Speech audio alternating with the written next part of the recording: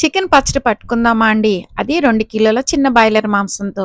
అది కూడా బోన్స్‌తో అండి. దానికోసం చికెన్ తెచ్చుకొని శుభ్రంగా కడుక్కొని నీళ్ళేమీ లేకుండా చూసుకొని 2 స్పూన్ల పసుపు, 2 స్పూన్ల కారం, 2 స్పూన్ల ఉప్పు వేసి కలుపుకొని ఒక అరగంటన్నా పక్కన పెట్టుకోవాలి. కిలో చికెన్‌కి 50 గ్రాముల ఉప్పు, 60 గ్రాములు కారం పడుతుందండి. అవి వెయిట్ చూసి పక్కన పెట్టుకొని, ఆ వెయిట్ చూసుకున్న దానిలో నుండే 2 స్పూన్ల ఉప్పు, కారం వేసి కలుపుకోవాలండి. అలా కరెక్ట్ కొలతలతో చికెన్ పచ్చడి పెట్టుకుంటే ఎక్కువ రోజు నిల్వ ఉంటుంది. మసాలా కోసమని స్టవ్ వెలిగించుకొని బాండీ పెట్టుకొని అందులోకి 5 స్పూన్ల ధనియాలు, 2 దాల్చిన చెక్క, 1 స్పూన్ మిరియాలు, 8 యాలుక్కాయలు, 8 లవంగాలు, 2 స్పూన్ల జీలకర్ర వేసుకొని మంచిగా ఫ్రై చేసుకోవాలి. ఇలాగా ఫ్రై అయిన వాటిని మిక్సీ వేసుకొని పొడిగొట్టుకొని పక్కన పెట్టుకోవాలి. తర్వాత కిలో చికెన్‌కి 50 గ్రాముల వెల్లుల్లి, 50 గ్రాముల అల్లం పడుతుందండి. వాటిని కూడా పేస్ట్ చేసుకొని పక్కన పెట్టుకోవాలి. ఇప్పుడు చికెన్‌ని ఉప్పు, కారం కలుపుకొని పక్కన పెట్టుకున్నాం కదండీ! దాన్ని స్టవ్ మీద పెట్టుకొని ఇలాగ నీళ్ళేమీ లేకుండా దగ్గరికయ్యే వరకు ఉడికించుకోవాలనమాట.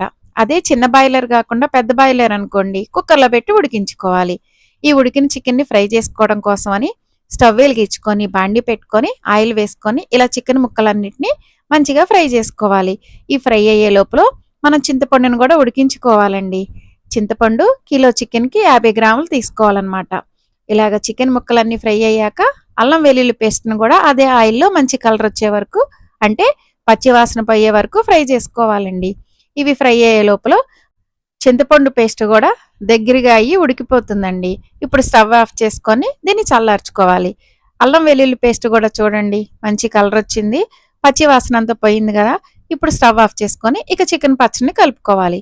మనము చికెన్ ముక్కల్లోకి ఇందాక 50 గ్రాములు ఉప్పు, 60 గ్రాములు కారం కొలుసుకొని పక్కన పెట్టుకున్నాం కదండీ! ఆ మిగిలిన ఉప్పు, కారం దానిలోకి మసాలా కూడా పొడి చేసి పక్కన పెట్టుకున్నాం కదా! అది కూడా వేసి ముందు వాటన్నిటిని కలుపుకొని తర్వాత చింతపండు పేస్టు, అల్లం వెల్లుల్లిపాయలు ఫ్రై చేసుకున్న ఆయిలు, అల్లం వెల్లుల్లి పేస్టు అంతా కలిసి మంచిగా కలుపుకొని ఒక రోజంతా అలా ఉంచుకోవాలి. నేనేమో 2 కిలోల చికెన్ పచ్చడి పడుతున్నాను. మీకు కొలతలేమో కిలోకి చెప్పానండి. కిలో కొలతలుంటే ఎన్ని కిలోల చికెన్ పచ్చడన్నా పెట్టుకోవచ్చు కదా అని. కిలో చికెన్‌కి 400 గ్రాముల ఆయిల్